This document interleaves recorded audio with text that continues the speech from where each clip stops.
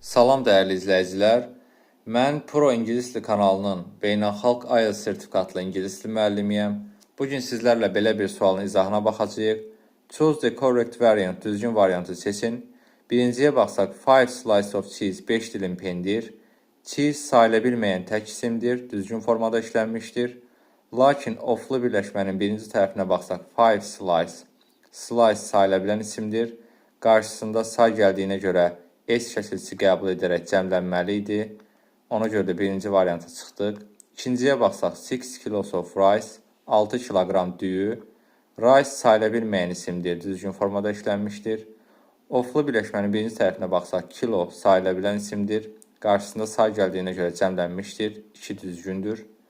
Üçüncüyə baxsaq, 2 box of chocolate, 2 qutu şokolad. Çokolad özü sayıla bilməyən isimdir, düzgün formada işlənmişdir.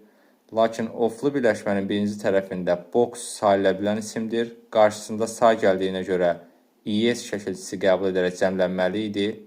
Üçüncünü çıxdıq. Dördüncüyə baxsaq, 3 dozen eggs. Dozen burada 12 mənasını verir. Qarşısında say gəldiyinə görə egg sayıla bilən ismi S şəkilçisi qəbul edərək cəmlənmişdir və bu ifadədə düzgün formadadır.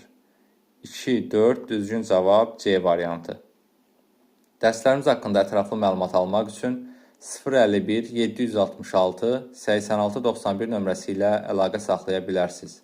Hazırlığımız buraxılış, blok, MİQ, sertifikasiya və magistr istiqamətindədir. Hansı mövzu haqqında test izahı istəyirsinizsə, rəy bölməsində qeyd etməyi unutmayın.